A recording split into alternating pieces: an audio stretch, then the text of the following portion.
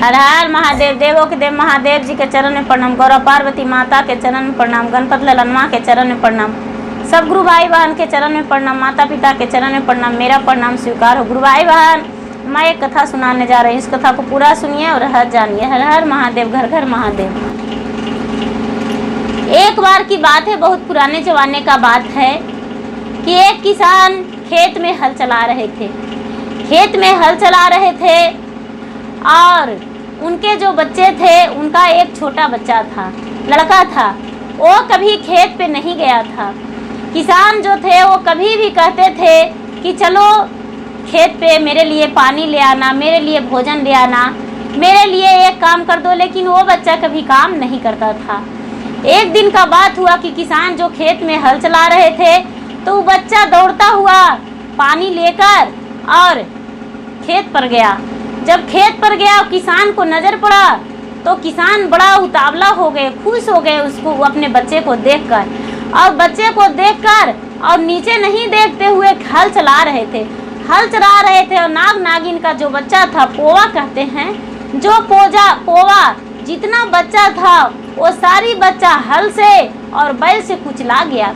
बैल से कुचला गया, हल से कुचला गया, सारी बच्चा उसको खत्म हो गया, प्राण त्याग दिया।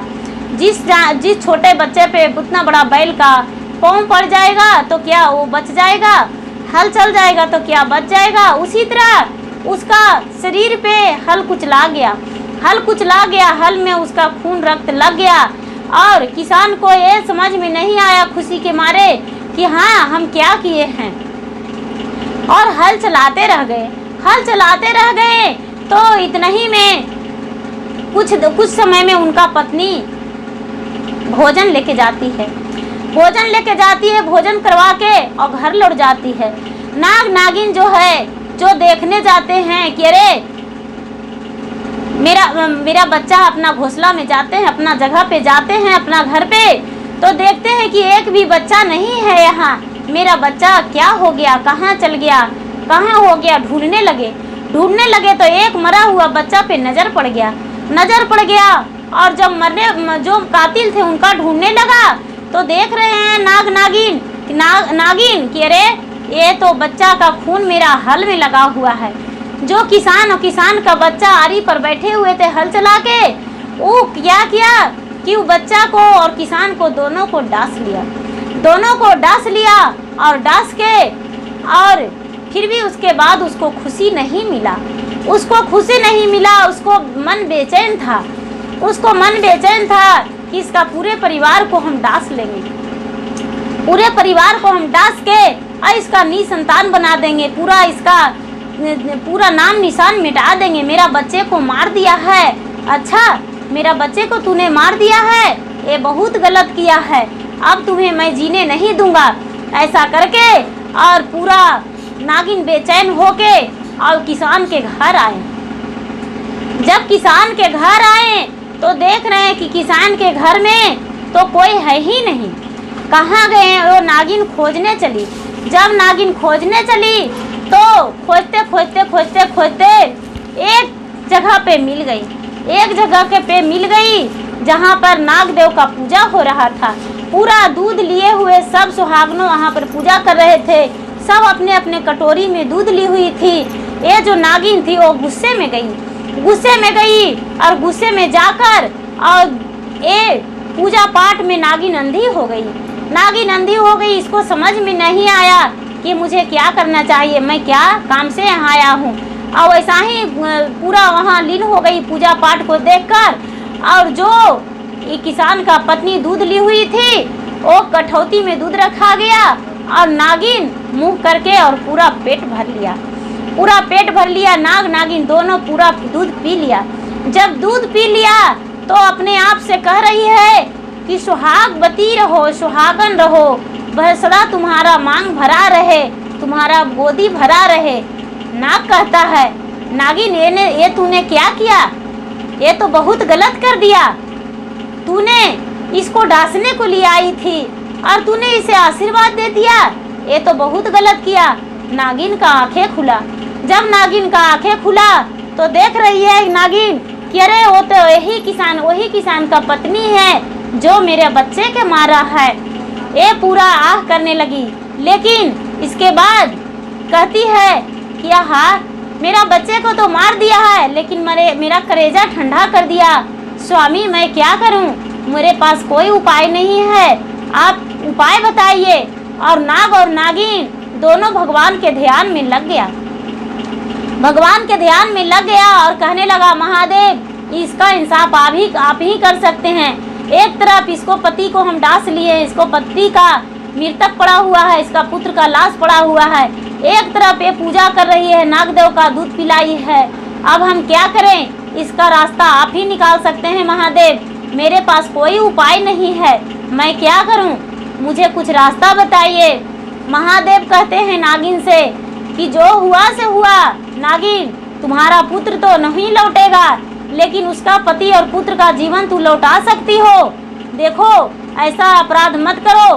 कभी तो तू अपराध किया है, किसी को पुत्र को जान लिया है, तब तो तुम्हारा पुत्र को उन्होंने, किसान ने जान ले लिया। नागिन, तू क्षमा करो, उससे सुहागनों को माफ कर दो।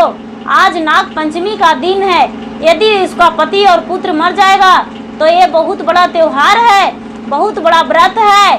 लोग ने आज बहुत खुशियां मनाते हैं, नाग को दूध पिलाते हैं। नाग पंचमी के दिन, सावन का महीना में नाग पंचमी बीतता है और उस नाग पंचमी को लोग दूध पिलाते हैं।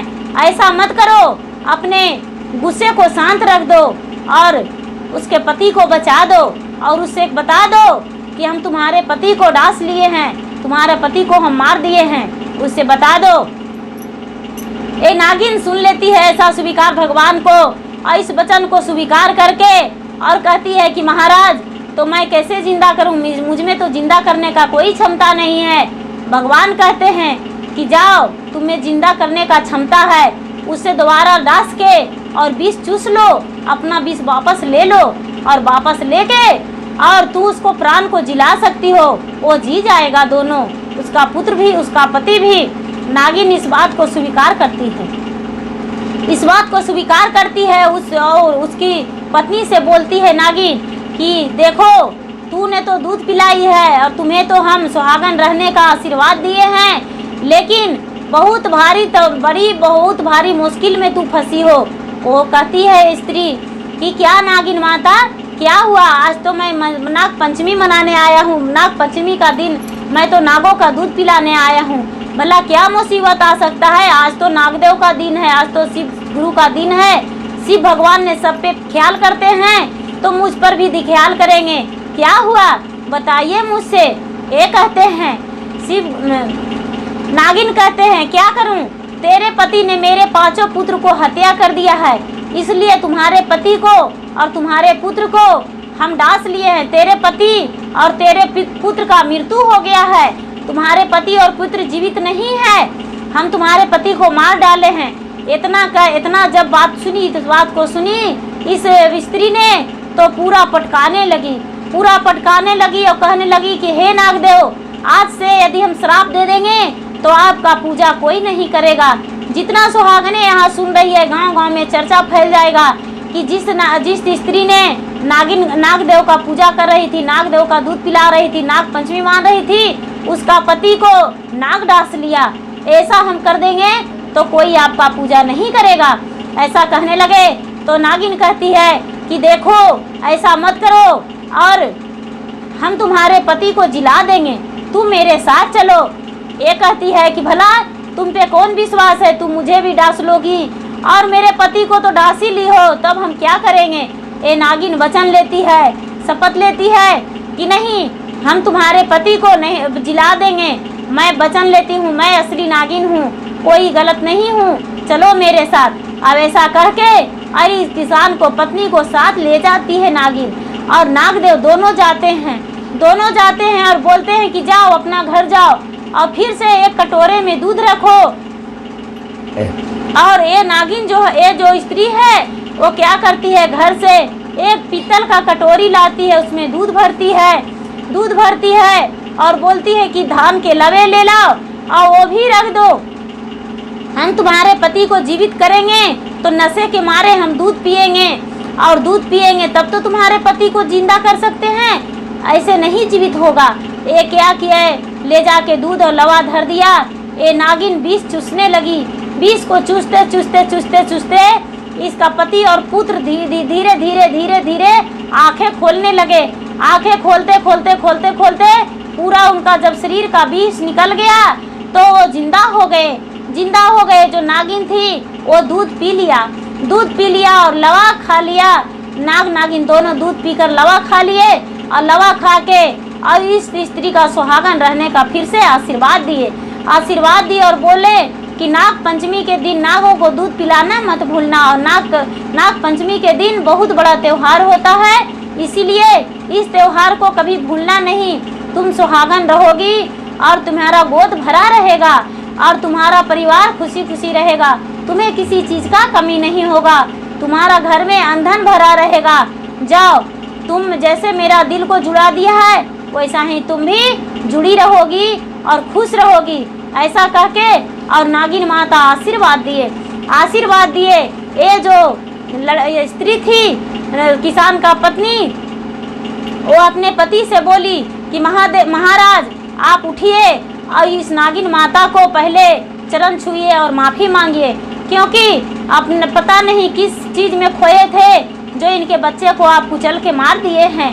किसान जो देखें तो देख रहे हैं कि सचमुच इनका बच्चे को हम मार दिए हैं। वो कहने लगे क्या करूं, हम अपने बच्चे में खुश थे। मेरा बच्चा कभी खेत पे नहीं आया था और आज हम बच्चे को देखे तो इसीलिए हम उसको देखते रह गए और नीचे हल के नीचे दबता रह गया। मुझसे बहुत बड़ा गलती हो गया है नागिन माता, मुझे माफ़ कर दीजिए। अब से ऐसा नहीं होगा। हम एक ईंट का टुकड़ा, पत्थर का टुकड़ा, एक मिट्टी का ढिकरा भी नहीं हम आपके बच्चे पर आप पर चलाएंगे। मुझे माफ़ कर दीजिए, क्षमा कर दीजिए। भगवान भी सात कसुर को माफ़ करते हैं। आप तो एक नागिन हैं, आप भला क्यों नहीं माफ़ कर सकते हैं। ऐसा कहने से नागिन उसे माफ़ कर दिया और बोला कि भूल चूक से हो गया, कभी जानबूझकर मत करना। बोले ना किसान की माँ, नागिन माँ, हम आपको जब देखेंगे तो खुद हम छुप जाएंगे। आपको डर से हम खुद भाग जाएंगे। आपको सामने हम नहीं आएंगे। नागिन बोली भला ऐसा तो हम भी नहीं चाहते हैं। हम भी मनुष्यों के सामने नहीं आना चाहते हैं। भला हम क्यों तुम लोग को सामने आएंगे कि तुम मुझे मार दो। इसलिए तुमसे देखकर हम भागेंगे और हमसे देखकर तू भी भाग जाना। दोनों दूसरे रास्ते में रहेंगे तो नहीं हम तुम्हें मारेंगे और ना हमको तुम मारेगा। इसीलिए हम लोग दूसरे रास्ते पे रहेंगे और ना तो तुमसे मुझे दुश्मनी और ना तो हमसे तुम्हें दुश्मनी। इसलिए हम लोग किसी को किसी भी दुश्मनी नहीं करना है। ऐसा कह के और दोनों को आशीर्वाद दे दिए। आशीर्वाद दे के और किसान जो थे वो घर लौट आए और खुशी खुशी अपना जीवन बिताने लगे। नाग नागिन वो जी तो थी, वो भी उन दोनों को जिया के और बहुत अच्छे काम किया। जिन पे शिव गुरु दया करते हैं उन पे सब कुछ होता है। नाग नागिन जो थी वो शिव गुरु इनका रखवाली करते हैं। शिव गुरु के गले में रहता है। जो शिव गुरु चाहते हैं वही होता है। गुरु भाई बहन, मेरा वीडियो अच्छा लगे तो इसे लाइक कीजिए, शेयर कीजिए, सब्सक्राइब कीजिए। धन्यवाद। हर हर महादेव, घर घर महादेव।